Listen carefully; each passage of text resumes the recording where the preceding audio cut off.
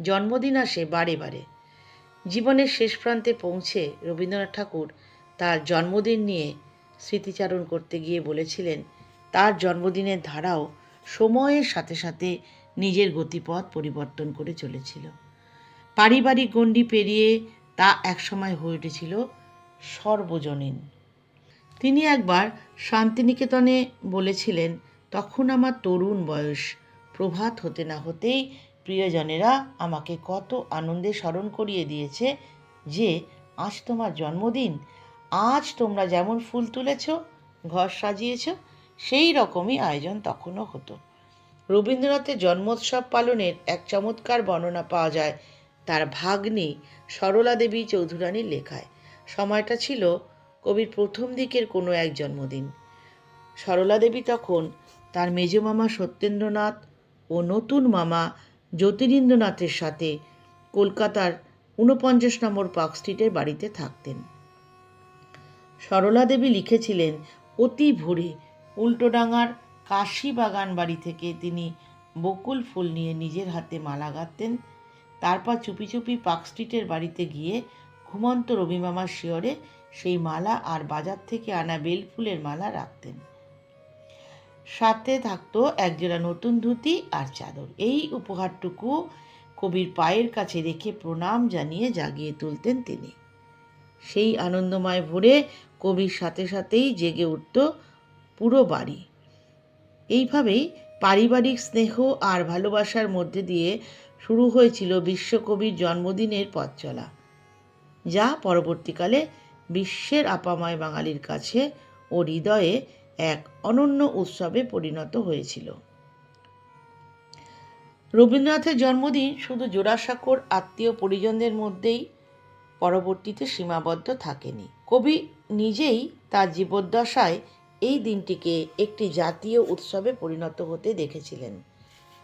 ভাগ্নি ইন্দিরা দেবী চৌধুরানীকে লেখা একটি চিঠিতে তিনি স্বীকার করেছিলেন, এক সময় তার জন্মদিনের সার্থকতা শুধু নিকট আত্মীয়জনের কাছেই সীমাবদ্ধ ছিল না, কিন্তু ধীরে ধীরে তা এক বৃহৎ জনসমষ্টির প্রাণের উৎসবে পরিণত হয়েছিল।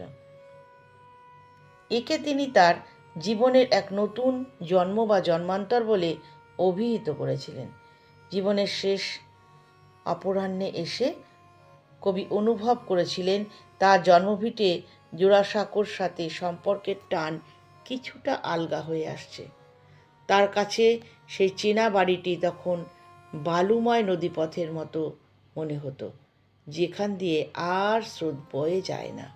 ঠিক এই সময়ই শান্তিনিকেতনের বাইরের জগৎ তাকে নতুন করে আপন করে নিয়েছিল। যারা একসময় তার অনাত্মীয় ছিল, তারাই যেন তার জন্মদিনের ডালি সাজিয়ে তাকে নতুন করে বরণ করে নিয়েছিল।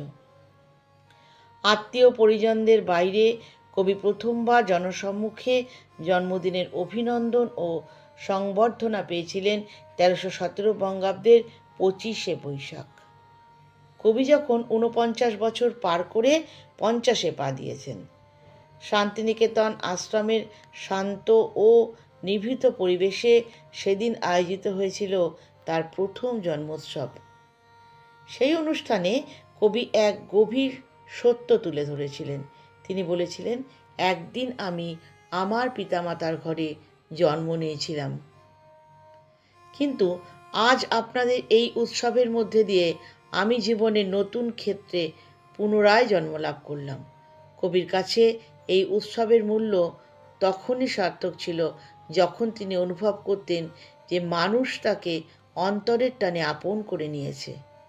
তিনি বলেছিলেন, ২৫শে বৈশাখ বছরের রবীন্দ্রনাথের জন্মদিন কেবল একটি তিথি বা বর্ষপঞ্জি সংখ্যা হয়ে থাকেনি, তা হয়ে উঠেছিল বাঙালির আত্মিক জাগরণ আর প্রাণের স্পন্দনের এক অক্ষয় উদযাপন।